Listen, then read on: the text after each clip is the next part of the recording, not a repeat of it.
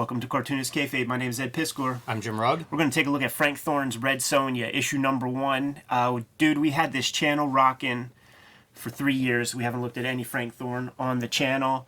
Before we launch into it, Kayfabers, like, follow, subscribe to the video. Hit the bell. It mitigates the Kayfabe effect. And if you dig the video, watch that shit till the very end because it pushes the algorithm out to comic-loving YouTube audience members who might not have come across Cartoonist Kayfabe yet. Helps the channel out in a big way and gets those numbers up for us so that we can eventually take over the world with Cartoonist Kayfabe comic conventions and things like this.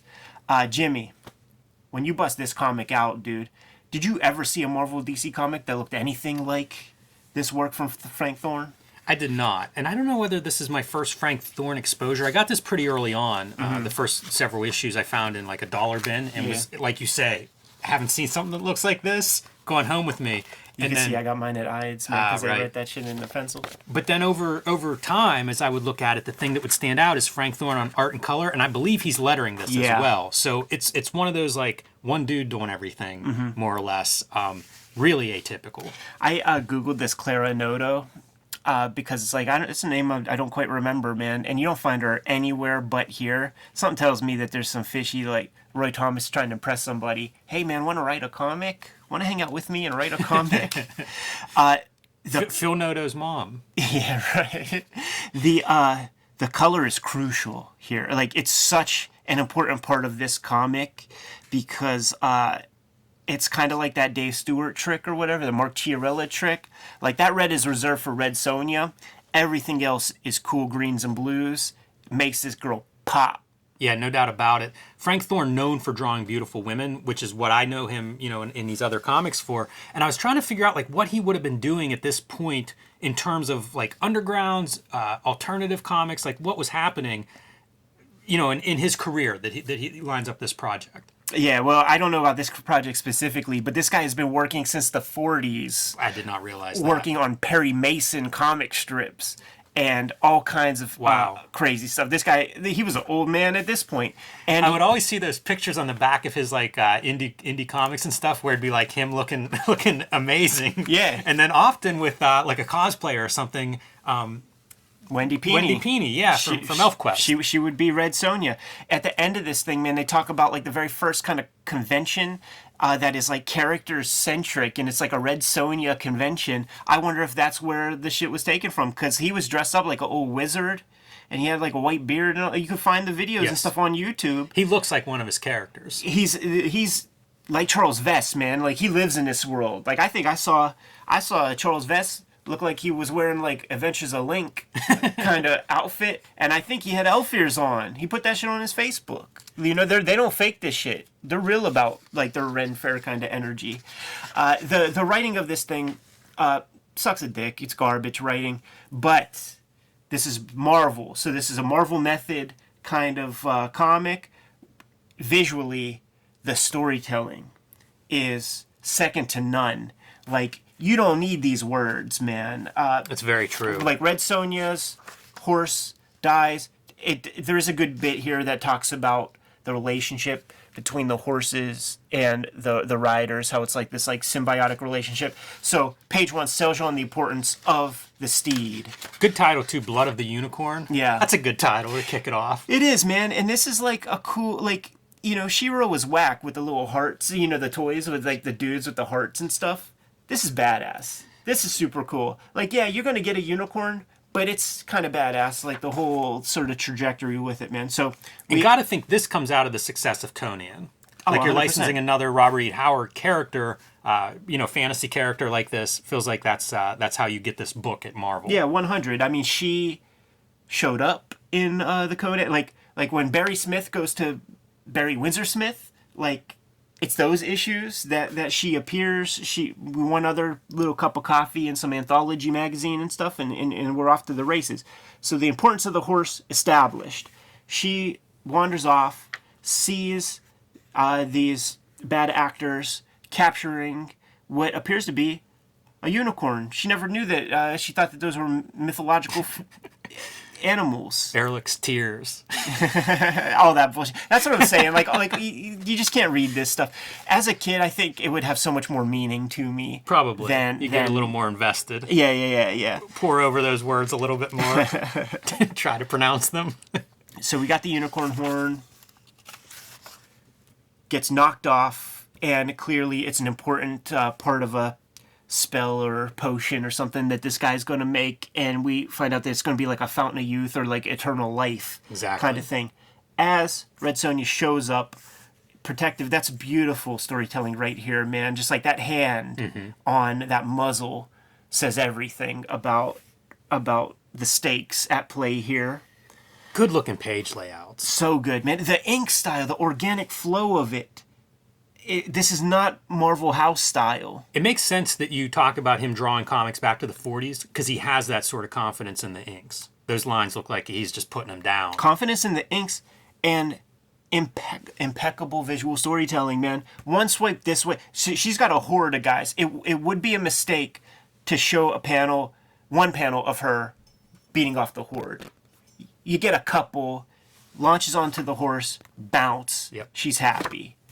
Dude, the storytelling flow of this is everything. Like, once again, and the colors, so much cool colors, but you let the red of her hair just pop. There are several montage moments of her with the horse. Like they milk that a page more than is necessary, and look at that little extra growth. Is starting to happen.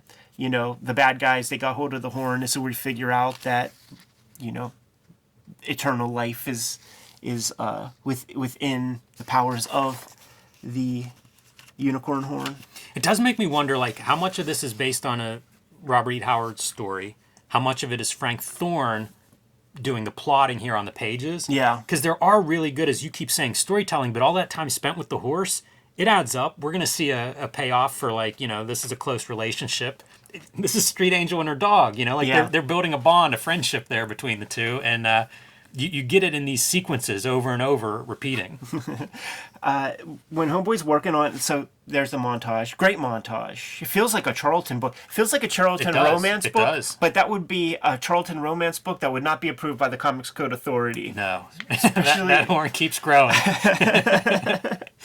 And I love this panel where Homeboy's making the potions and stuff, because that really looks like colanders and shit that you get at Target. Like, I just imagine him at the supermarket or the department store getting all his necessary things. And he also has those stick and poke Portland hipster tattoos. Drinks the fruit of his efforts. And it's good. Like, and then smashes it so nobody else gets to enjoy it. And you see his, like, underlings, who, by the way, are wearing, like, some wild T-shirt, you know, like in the middle of this medieval fantasy world, and but trying to lick up that potion off the ground to get a little bit of it. You know, it's so cool to have some like real stakes and to be able to communicate them so clearly in these comics, because so often the bad guy is bad because they tell you he's bad, right. And you don't see anything really happen with these bad guys, man. Yeah, it's a good character moment for a bad guy here. Very selfish. Yes. Here's where you get all these greens, where the red pops like a motherfucker, dude. Like these different panel borders, too. Your rounded borders on a couple of these, open panels, and then the big, heavy black panels. It's one of the things that I've been trying to do, like, lately on the Red Room comics, is, like, every panel is different. Yep. And so, like, if you have a panel where it's, like, all just, like, the straight lines, and then you get to this kind of panel, it communicates flashback, or, you know, it's used for something. But if you just do it on every page, it's clear that you're just making cool-looking panels on every page. I'm with you. Hulk Grand Design, everyone. Lots of panels, panel borders to choose from. Yeah, man. They are nice compositions, though. You know, like even within and without these panels, like that's a really good composition. Yeah. And the almost silhouette going in front of the moon, very nice. So we had to create the situation where we get all of our guys back together. Look at this, man. What, 4 or 5 pages of ads at once? Is this the 17-page? Business was good, huh? The 17-page era. The panel borders can never contain the horn. You know, very important element of this comic. And, of course, get hold of the unicorn, separate from the villains, bring everybody back together for the final schmoz after the villain is supposedly at the height of his powers now. You know, the guy can't die, so how's Red Sonja going to get out of this thing? Man, how good is this for a couple of panels together? The green, you know, making your villain green to contrast with her red, and she's just out, vulnerable. Yeah. I'm only going to get one issue of Red Sonja the way this story's shaping up. Not so fast. Stage left, man. We got the unicorn coming through.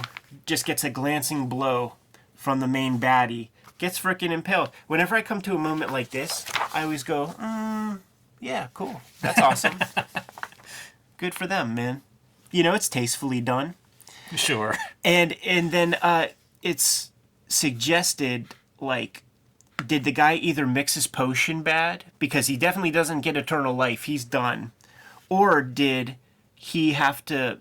Was the only way that he could be destroyed because he had that potion of eternal life, the unicorn horn would be the only thing that could dispatch him. Like, and they leave it ambiguous. Congratulations, Roy Thomas. You didn't completely spell something out to everybody. There's Joe Kubert elements to this. I like this sequence of, like, pull out, pull out, pull out. You know, it's the same thing, but just the camera zooming out. So at the end of this, man, like when you get to this part, it's like, okay, man, Red Sonja, she's got a new Batmobile. You know, in the guise of this beautiful unicorn. You know, she scares everybody off. More great compositions, and this is where you see what has to happen. Man. Yeah. The separation. You know, this is an animal that needs to be free. Short-lived friendship. Yeah, so she gives it that little pat. Unicorn goes off.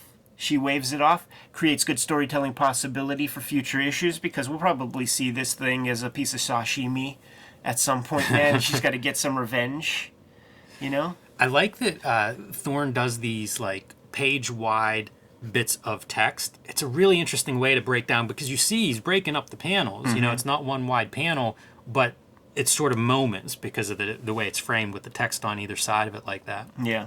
It's really beautiful pages. I'm so impressed by these page layouts. And you're right, Ed, when you say it's not Marvel House style. Like, yeah. Very much it stands out as being something different than that. Jimmy, I think this is a great first issue. We looked at some stuff like that Nexus Origins comic. We looked at Grendel 1, the Christine Spar, you know, Kamiko issue number 1 of the series. And they're these, like... They're very weird issue number 1s, you know? Like, you don't get so invested in the character in any big way because, like, not much happens. But this one, it sets you up great, you know? It's very satisfying. You get a lot of the character Red Sonja and her being her, you know, a Hellraiser and stuff, badass with a sword. But it's a complete story, too. Yeah. So, very satisfying, yeah. Makes so much sense. There is a kind of an artist edition, whatever the Dynamite Comics version of artist editions are. I believe we have copies of that, and that'll end up being an episode at one point or another. Yeah, he's, you know, like I say, most of the Frank Thorne art that I know in comics, it's after this. Mm-hmm. You know, it's going into 80s and 90s and later in the 70s, so... a good artist and kind of at the height of his powers at this point. Yeah. Super cool, like, because I associate him with independent stuff also. Seemed to have his shit together enough to do this stuff. Yeah, and I can't imagine, like, doing pencils, inks, colors, and letters on a monthly schedule and, like, also passing those things through editorial in various stages. Like, it just seems like it would be very challenging. He was built for this, man. You good to go? I am. Kayfabers, like, follow, subscribe to the YouTube channel, hit the bell. We'll notify you when new vids are available. What's out there, Jimmy? Hulk Grand Design. Tell your local comic shop to order big on those. Tell them to reserve copies for you. Pick the cover that you like. Pick all the covers. But Hulk Grand Design coming out in March, celebrating 60 years of Hulk history. Make sure your comic shop knows to order those and to order those big. And you can join me on Patreon at patreon.com/JimRugg. Red Room Trigger Warnings issue number 1 coming out in early March. Murder on the Dark Web for Fun and Profit is the name of the game in Red Room Comics. You got to get your hands on that stuff, man. Get to put it on your pull list at your local comic shop. You could pre-order it through the Fantagraphics website. And if you can't hold your horses, if you can't hold your unicorns, go to the Patreon, man. Patreon.com/EdPiscor. The link in my link tree can get you there. Also, $3 for the archive. I serialize all the Red Room comics before they hit paper. More than 200 pages of comics on there. The complete anti-social network is there. What else do we have, Jimmy? Subscribe to the Cartoonist Kayfabe e-newsletter at the links below this video. You can also find Cartoonist Kayfabe t-shirts and merchandise at the links below this video. Given those marching orders, we'll be on our way. Read more comics.